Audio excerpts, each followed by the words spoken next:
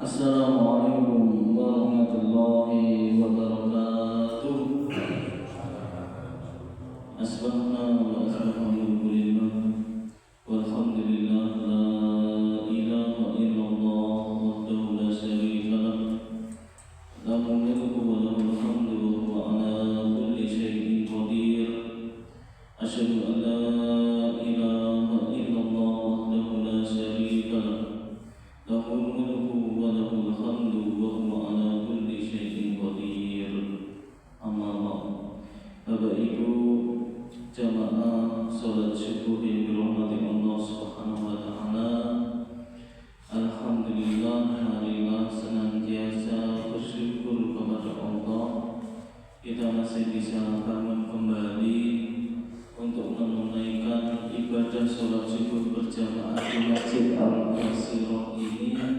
Mudah-mudahan langkah kita, putaran roda kendaraan kita menjadikan penggugur dosa dan mengangkat derajat kita di akhirat kelak.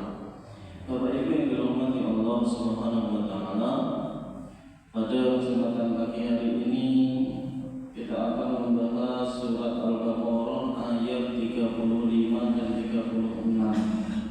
Ayat ini masih mengisahkan tentang Nabi Adam ketika masih di surga.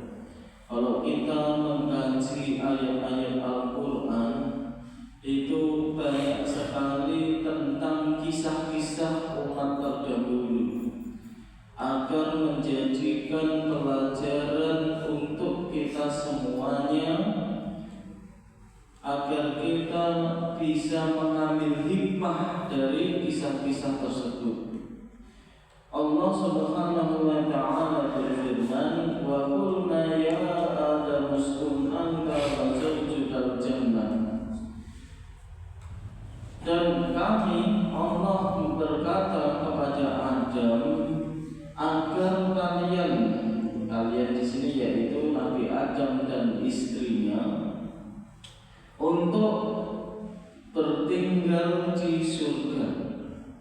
Wa kula minha ragadan haitsu syi'tuma. Dan makanlah semua yang ada di surga ini terserah kamu. Hanya ada satu larangan Allah Subhanahu wa taala, wa la taqrabu hadhihi syajarah. Jangan sekali-kali mendekati satu pohon ini. Pohon ini di tafsir Ibnu Katsir itu tidak dijelaskan namanya pohon apa. Akan tetapi sebagian ulama itu ada yang mengatakan itu syajaratul khuldi, yaitu pohon keabadian. Makanya Nabi Adam dilarang untuk mendekati pohon ini. Wa taqrabu hadhihi syajarah. Kalau kamu nanti mendekati pohon ini, fatakuna minadz dzalimin, kamu akan menjadi orang yang zalim karena melanggar larangan Allah Subhanahu wa taala. Tapi ya jenenge manungsa, nek dilarang tidak malah penasaran. Dilarang malah penasaran. Makanya di ayat selanjutnya fa'azallahuma syaitanu anha. Allah, setan itu akhirnya selalu menggodanya agar ia tergelincir untuk mendekati pohon itu. Allah aja mendekati saja sudah tidak boleh, apalagi sampai memakan buahnya karena tergoda dengan godaan setan. Kalau makan buah ini, buah pohon itu nanti akan menjadi abadi kekal di surga. Itu jenenge manusia yang digoda setan. Padahal itu di akhirat sudah dekat dengan Allah Subhanahu wa taala.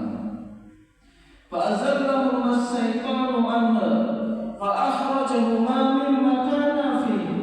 Akhirnya Nabi Adam dan istrinya itu dikeluarkan dari surga.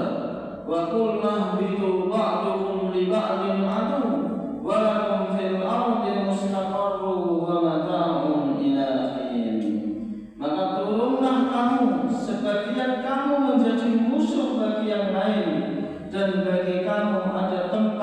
kediaman di bumi dan kesenangan hidup sampai waktu yang ditentukan.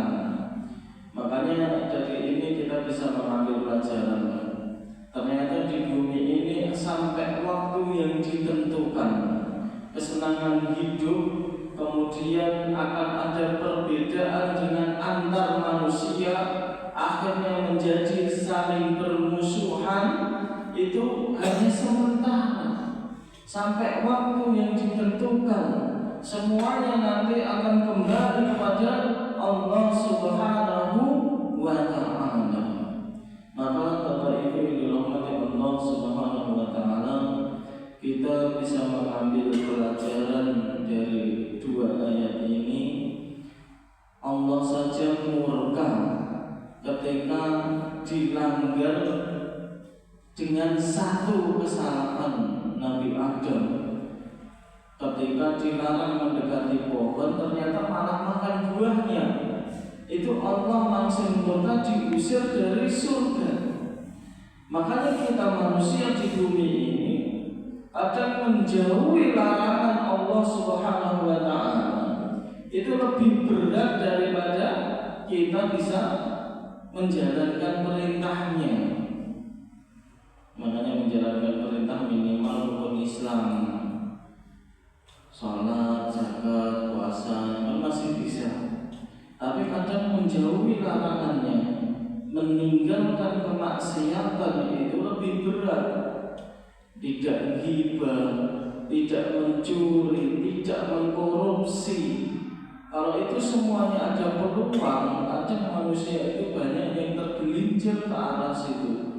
Mudah-mudahan kita semuanya dilindungi Bapak Ibu, agar kita tidak tergelincir untuk menjalankan larangan Allah Subhanahu wa Ta'ala, agar kita dihindarkan dari perbuatan kemaksiatan yang membuat Allah Subhanahu wa Ta'ala murka kepada hamba-Nya.